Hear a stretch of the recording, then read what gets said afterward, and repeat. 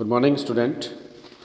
वीरबाला कालीबाई राजकीय कन्या महाविद्यालय डूंगरपुर के online YouTube channel में आपका हार्दिक स्वागत है। हम लोग आज वीडियो की श्रृंखला में चर्चा करेंगे एमए फाइनल के सामाजिक व्यवस्था सिद्धांत, जो आपके सिलेबस DGTU के सिलेबस के अंतर्गत एमए फाइनल में है। इससे पहले हमने प्रकार्यवाद के बारे में चर्चा की, उसके अर्थ परिभाषा को समझा, टॉलकट पार्सन्स के प्रकार्यवाद को समझा। अब हम टॉलकट पार्सन्स के सामाजिक व्यवस्था सिद्धांत की बात करेंगे, जो कि प्रकार्यवाद से ही जुड़ा हुआ है, या प्रकार्यात्मक व्यवस्था की ही बात टॉलकट पार्सन्स करते हैं। तो सामाजिक व्यवस्था का जो सिद्धांत है उसके प्रणेता क्यों हैं? टॉलकट पार्सन्स हैं। टॉलकट पार्सन्स ने सामाजिक व्यवस्था सिद्धांत प्रकार्यात्मक आधार पर ही दिया। उनका एक दृढ़ विश्वास था कि ये जो संसार है ये पूर्ण है और इसकी जो एकता है उसको सुरक्षित रखने का प्रयास किया जाना आवश्यक है। वो ये कहते हैं कि ये संसार अभिन्न है, एकत्व है, इसके लिए इसकी अखंडता को बनाए रखना अनिवार्य है। पार्सन्स की जो सोच है ये इस बात पर आधारित थी कि जो सामाजिक व्यवस्था है या जो समाज है वो क्या है, विभिन्न भागों में एक दूसरे से जुड़े हुए हैं। जैसा हमने प्रकार्यवाद में बच्चों बात की थी कि समाज की समस्त इकाइयाँ जब सामाजिक व्यवस्था को बनाए रखने के अंदर योगदान देती है तो उसे हम क्या कहते हैं? प्रकार्य कहते हैं। उन इकाइयों का प्रकार्य कहेंगे और व्यवस्था को प्रकार्यवाद कहेंगे। तो पार्सन्स कहते हैं कि जो समाज के विभिन्न भाग है या सामाजिक व्यवस्था के विभिन्न भाग है वो एक दूसरे से जुड़े हुए हैं। उनमें क्या है? अंतर्निर्भरता पाई जाती है, इंटरडिपेंडेंसी पाई जाती है। वो एक दूसरे के ऊपर क्या है? निर्भर है।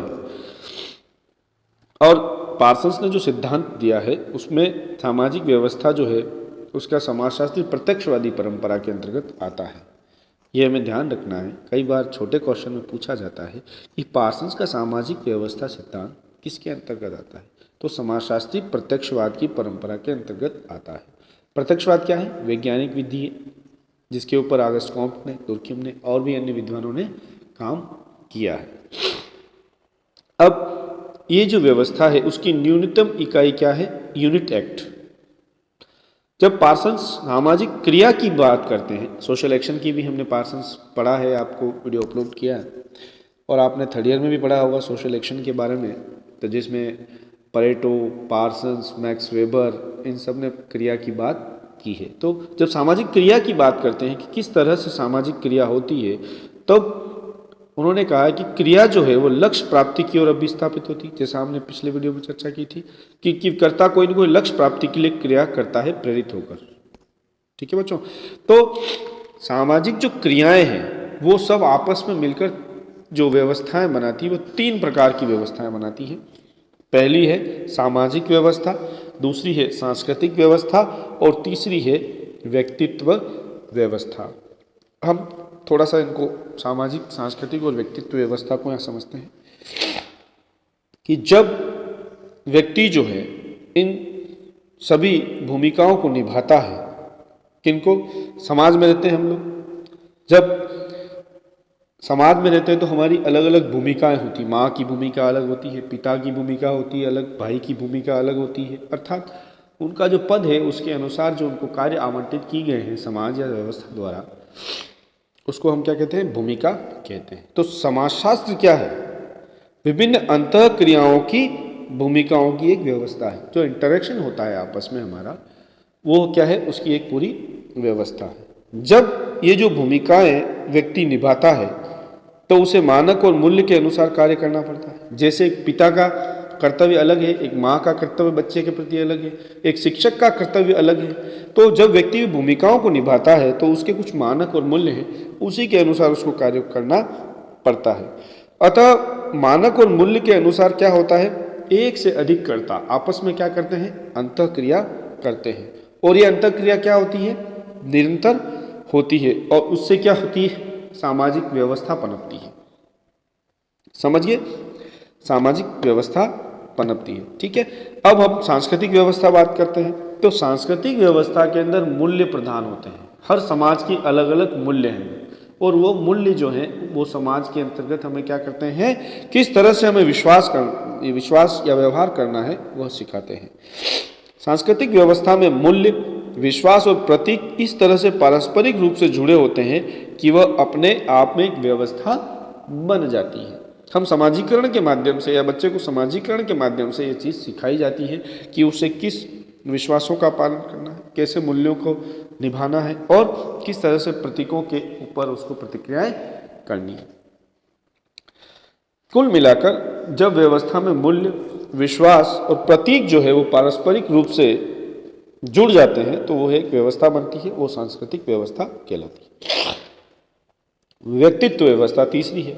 अब व्यक्तित्व व्यवस्था जो है वो मनुष्य की क्या होती है, मनोदशा जो बनाती है या मनस्थिति जिसे कहते हैं, स्टेट ऑफ माइंड, उसको बनाने वाली जो अभिप्रेरणाएं होती हैं अर्थात प्रेरणाएं होती है, जो विचार होते हैं, जो संवेग होते हैं, यह व्यवस्था क्या है, व्यक्तित्व व्यवस्था कहलाती है। ये तीनों जो व्यवस्था है इसको हम विश्लेषण की दृष्टि से अगर देखें तो अलग अलग है। जैसे सामाजिक व्यवस्था जो है वो भूमिकाओं से जुड़ी होती है, सांस्कृतिक व्यवस्था मूल्य, विश्वास और प्रतीकों से जुड़ी होती है, व्यक्तित्व जो व्यवस्था है विचार, संवेग और अभिप्रेरणाओं से जुड़ी होती है। ये व्यवस्थाएं तीनों विश्लेषणात्मक दृष्टि से हम देखें तो अलग अलग है, लेकिन ये व्यवस्थाएं अलग अलग होकर भी एक दूसरे से जुड़ी हुई होती है। यही पार्सन्स का सिद्धांतीकरण का मूल आधार है कि वो कहता है कि हम अलग अलग तीनों को नहीं कर सकते हैं। आपस में जो अंतर संबंध है और जो प्रत्येक इकाई इसमें योगदान दे रही है उसी से क्या पनपती है, सामाजिक व्यवस्था पनपती है, और उसी का अध्ययन हम स्ट्रक्चरल फंक्शनल के तहत करते हैं या करना आवश्यक है।